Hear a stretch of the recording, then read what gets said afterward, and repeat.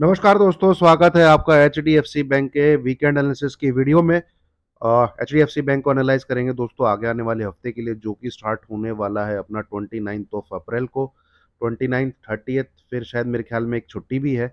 I don't know किस चीज़ की है, अभी तक तो मुझे पता नहीं है, बट शायद है। और 3 ऑफ मई को आने वाला वीक जो है ओवर होगा। तो हम हर वीकेंड पे एचडीएफसी बैंक को एनालाइज करते हैं। हैवी वेट है, क्या मूव रहने वाला है। और जो आप चार्ट पे पैटर्न देख रहे हैं, ये पिछले क्या कहते हैं जैन मंथ से मैंने ड्रॉ किया हुआ है।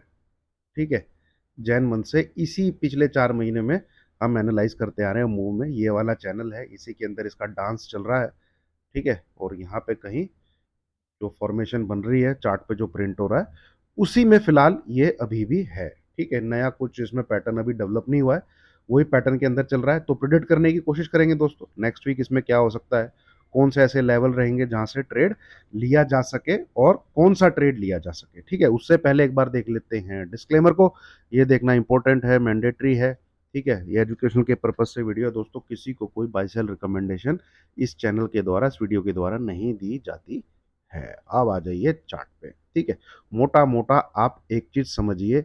सबसे पहली चीज, लास्ट वीक में इसके रिजल्ट का इस पे कुछ इम्पैक्ट है?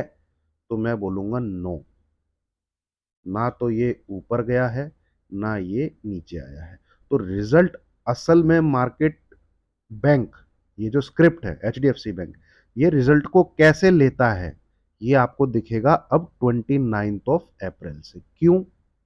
क्योंकि देखिए, जो ये रिजल्ट आते हैं ना लास्ट वाले वीक में, लास्ट वाला जो वीक होता है, एक्सपायरी वाला जो वीक होता है, मंथली वाला, जनरली आपको एक्सिस बैंक, ठीक है, आईसीआई बैंक, ये एस इन्हीं लास्ट के वीक के आसपास के आते हुए दिखते हैं।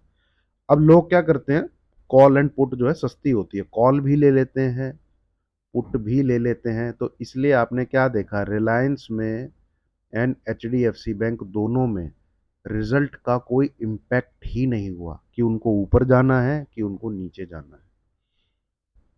ठीक है, कोई ज़्यादा खास इम्पैक्ट हुआ नहीं। ये जहां थे उसी के आसपास, 2-1% ऊपर, 2-1% नीचे बंद हो गए। ना कॉल वालों को कुछ मिला, ना पुट वालों को कुछ मिला। ठीक है, आइए अब जो आगे आने वाला वीक है, जो स्टार्ट होने वाला है, उसमें हमारे पास फिलहाल क्या इंफॉर्मेशन है चार्ट पे, वो ये है भाई। ठीक है, ये जो सपोर्ट ले रहा है वो इस लाइन का ले रहा है।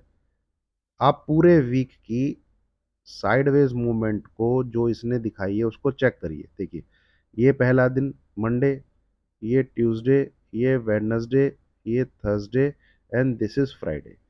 तो एक चीज आपको देखने को मिलेगी कि ये जो लाइन है जो मैंने ड्रॉ की है, ये है इसका सपोर्ट। ये पूरे वीक में चाहे जो मर्जी नेगेटिविटी रही हो, चाहे जो मर्जी कुछ भी हुआ हो, चाहे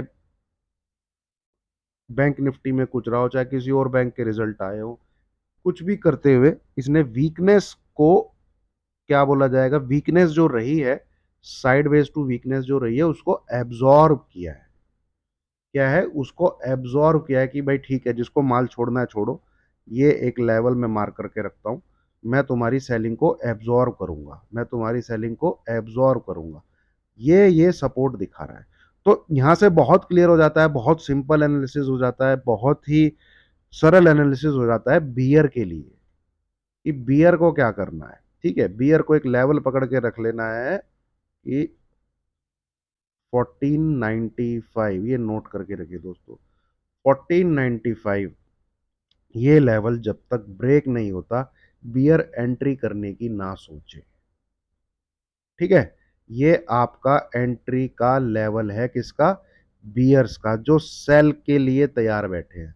ये लेवल ब्रेक होता है तो बहुत छोटा सा नंबर दे रहा हूं, 1502, ये नंबर टच नहीं होना चाहिए। फिर ये नंबर ब्रेक होके ये नंबर टच नहीं होना चाहिए।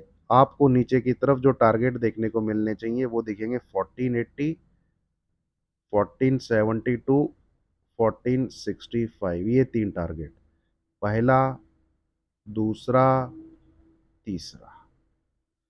और ये ट्रिगर होके ये नंबर ट्रिगर हो जाता है तो समझ लीजिए फिर इसमें कुछ नहीं होने वाला, ये साइडवेज रहेगा, ये ना ऊपर जाएगा, ये ना नीचे जाएगा। ठीक है, इसमें जो इंटरनल पैटर्न है जिसकी मैं आपसे चर्चा कर रहा हूँ वो कुछ इस प्रकार से है। ठीक है, ये देखिए, ये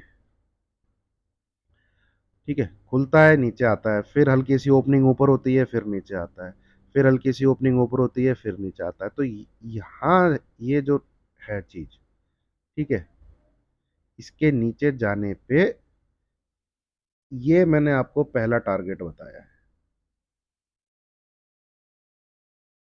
1480 के आसपास यहाँ ट्रिगर होने पे, 1495, ठीक है, ये टूटने पे फिर नीचे के लेवल है, और ये लाइन टच होने के लिए फिर ये आएगा। ठीक है, जो फॉर्मेशन यहाँ बननी चाहिए, जिस प्रकार से बननी चाहिए, ये आपको जो दिख रहा होगा, ये इस प्रकार से कुछ दिख सकता है अगर ये 1495 को ब्रेक करके 1502 को नहीं टच करता। Clear cut, very simple analysis. Now अब आपने देखना है ये जो पांचों दिन में जो ट्रेडिंग हुई है, ठीक है, ये जो पांचों दिन में जो ट्रेडिंग हुई है, एक लाइन में जहां डाल रहा हूं, जहां पे इसको दिक्कत आई है क्रॉस करने में, वो है ये लेवल। ठीक है, 1525 राउंड फिगर आप लेके लिखिए, 1525, जब तक इसके ऊपर ना निकले, ठीक है, जब तक इसके ऊपर ना निकले, ठीक है, आपको, मतलब कुल मिला के मैंने आपको एक चीज दे दी है कि आपको इसको टच नहीं करना। 1495 से लेके एक ट्रेडर को यह पता होना चाहिए कि उसको कहां ट्रेड नहीं करना। यह है आपका नो ट्रेडिंग जोन। ठीक है, इसके बिलो सेल है, बहुत छोटा सा ऐसे लेके 1502, इसके अबव बाय है, बहुत छोटा ऐसा ऐसे लेके 1515। बाय कीजिए, आपको ऊपर के टारगेट 1538 से 1542, ये इसके अंदर एंटर कर जाएगा। ठीक है, 1550, 1560, 1550, 1560, यहां तक आपको जाता हुआ दिख सकता है, ये अगर इसको तोड़ता है तो, इस प्रकार से इसके बीच में देखिए, इसके बीच में छोड़ दीजिए कैंडल, जो है फिर ये ऐसी रहेंगी, कुछ नहीं होने वाला है इसमें। तो ये जो अगर प्राइस एक्शन जो चार्ट पे अगर ये होके प्रिंट होता है ना, तो आपको कुछ करना ही नहीं है भाई, आप इसको थोड़ी ट्रेड कर सकते हो ना, आप इसको ट्रेड कर सकते, ना आप इसको ट्रेड कर सकते, ना आप इसको ट्रेड कर सकते। अगर ये है तो भाई फिर किस लिए ट्रेड करना है? या तो ये इसको तोड़े तो फिर ये यहाँ तक तो डेफिनेटली आएगा, ये आप ट्रेड ले सकते हैं, ये 1 से 2% आपको 1480, 1480 के नीचे जा, ये चला जाएगा फिर नीचे। ठीक है, थोड़ा बहुत ऊपर नीचे करते हुए ये आपको 1465 तक आराम से दिखा सकता है।